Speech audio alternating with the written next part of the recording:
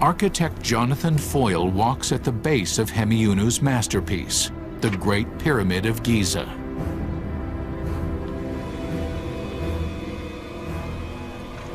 How is the first question that comes to mind. Well, you don't get the scale, you don't understand until you arrive. The statistics are mind-bending. There are almost 100 million cubic feet of stone in this complex, built within a reign of less than about 30 years, which means in an average 10-hour working day that have had to put one stone in place every 2 to 3 minutes, given that the stones weigh 2.5 tons each or so on average. It's an amazing, utterly amazing engineering achievement.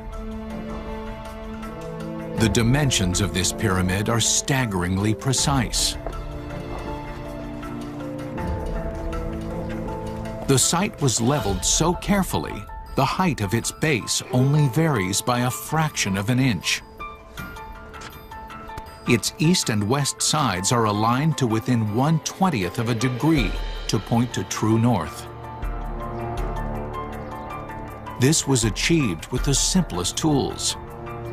It does seem ridiculous that at the dawn of masonry construction there is this apparent perfection that's achieved almost instantly. Beneath this outward display, there are still reminders that the pyramid was built by hand. When you get under the skin, because all the facing stone, the perfect white slopes have been taken away, what we're looking at is the core stone that's behind it. You do actually see the human side. There are real people here after all. Underneath the perfection are fairly roughly hewn blocks that are all irregular. They're not modular at all, they're irregular, they're slotted into place as best they can, packed out with mortar. There is imperfection under the skin. It's quite reassuring to see, but it takes nothing away from the incredible achievement to see that. Hemiunu's most impressive innovations are found inside the Great Pyramid. Dr. Zahi Hawass enters using a tunnel dug many centuries ago by tomb robbers.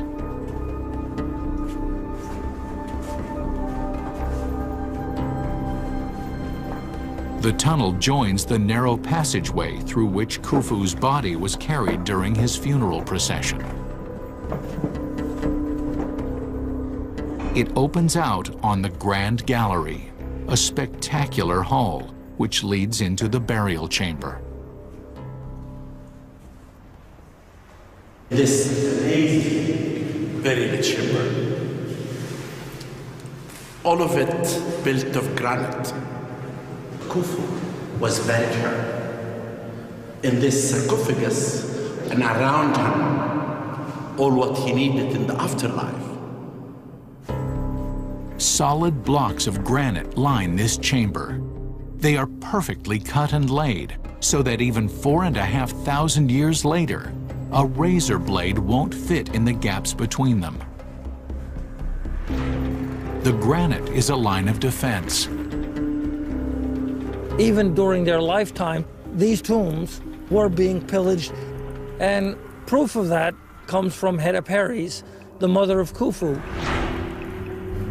Because her tomb had been ransacked, somebody as powerful as Khufu was still defied by a group of robbers who defiled the tomb of his very mother.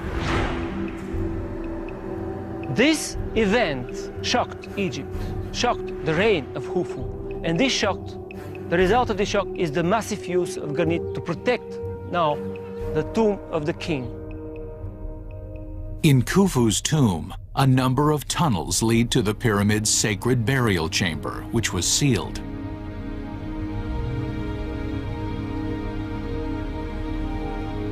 The entrance was protected by 3 massive granite blocks. Even these are dwarfed by the amount of granite in the roof. It's another innovation, the first time anyone spanned such a wide space in stone. Hemiunu had to find a way to protect the ceiling from the weight on top of it. More than 300 feet of solid pyramid.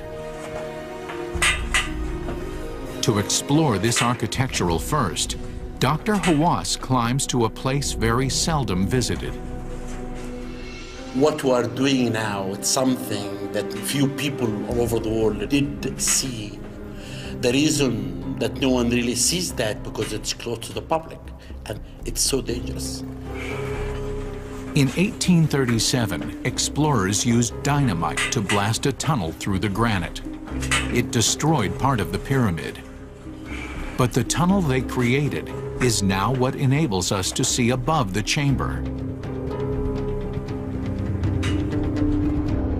They found 5 empty spaces stacked high above the king's tomb that act as buffers against the mountain of masonry above.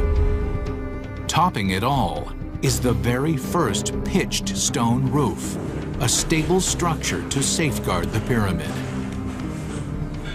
If an earthquake happened, the pyramid will never collapse.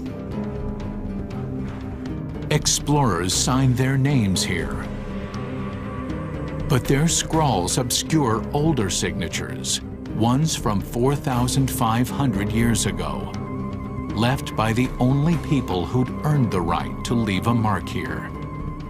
We are in front of one of the names of the gangs who built the pyramid, called Simsu Khufu, the followers of Khufu. This is the red color that Khufu brought, that the workmen used as a graffiti to paint the pyramid. We are sure that this graffiti left by the workmen who built the pyramid. Early historians conclude that the pyramids must have been constructed by hundreds of thousands of people, a vast army of nameless slaves. But today's archaeologists revisit that opinion. Dr. Zahi Hawass examines evidence which sheds new light on the lives of these early builders. Excavations of a cemetery near the Great Pyramid provide some insight. People who were buried in the lower cemetery are the workmen who died during the construction of building the pyramid. And we are able now for the first time to understand the life of the workmen who built the pyramid. The workers used their skills to build tombs for themselves. They saved chunks of limestone from what's left over of building the pyramids, granite, basalt, to build their tombs. The elaborate decoration of the tombs suggests these were built for senior workers. The inscriptions detail the jobs they held. We can see titles of people like the overseer of the craftsman, the overseer of the draftsman, the overseer of the harper. All of these are unique titles. This man, for example, this person was in charge of the bakery for making bread. There's also a reference to makers of beer. There's evidence that these people ate meat. Put together, it suggests that this workforce was well looked after.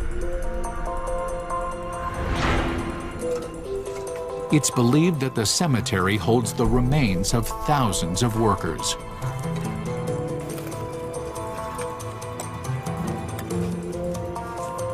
All the skeletons in this cemetery had a stress on their back because they were involved in pushing and moving stones.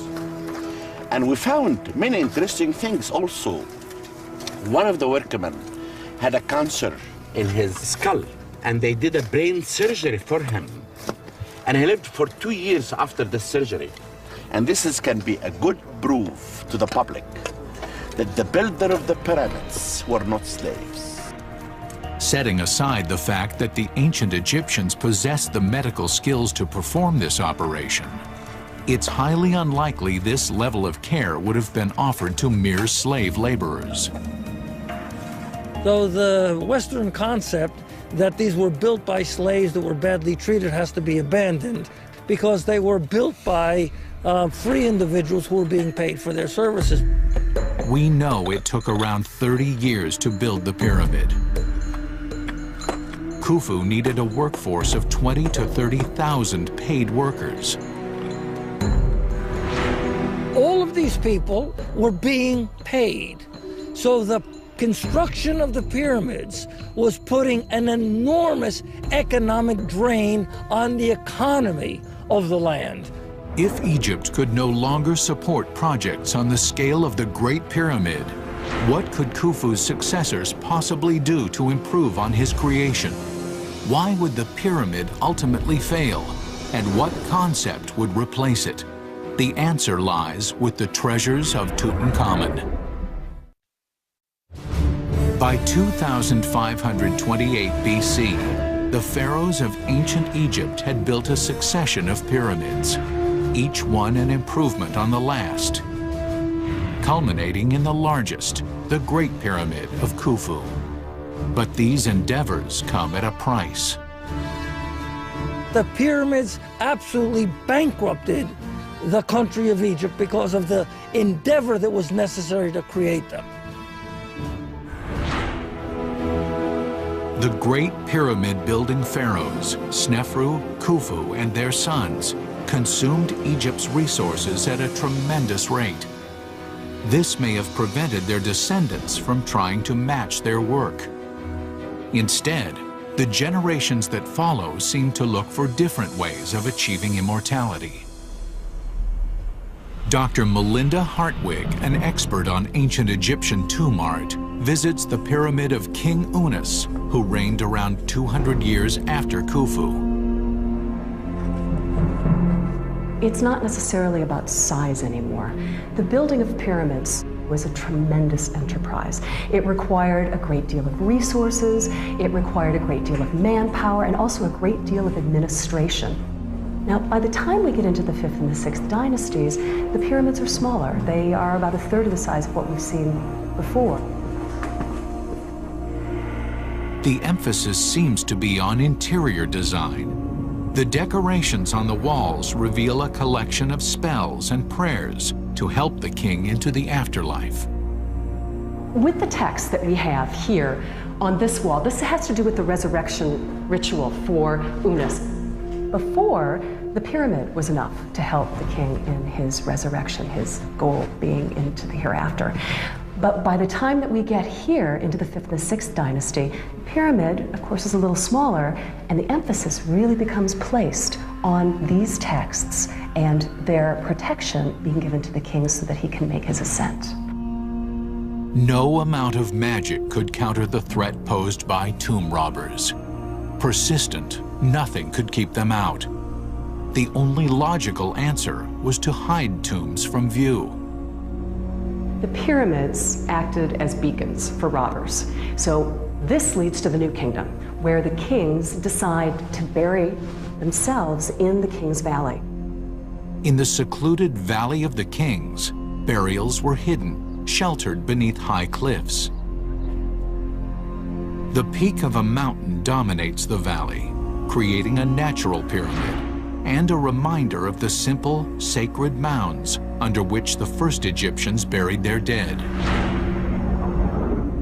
The location of each burial was kept secret.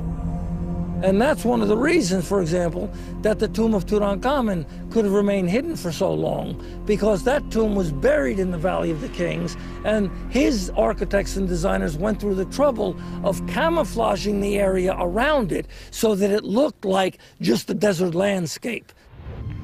The pyramids were all plundered, and they fell out of fashion with the pharaohs.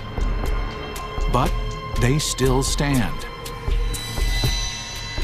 They draw some 10 million people to Egypt each year. The pyramids have left a lasting impact on at least Western civilization. The founding fathers of the United States could not find a more enduring symbol for greatness and longevity than the pyramids. And that's why they appropriated it for the symbol on the dollar bill.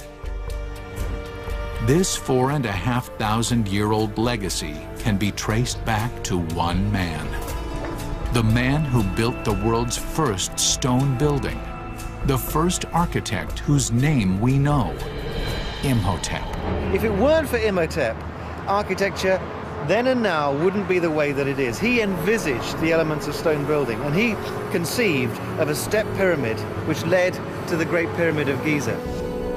And that innovation, that invention ranks with the wheel, ranks with fire, because all of the skyscrapers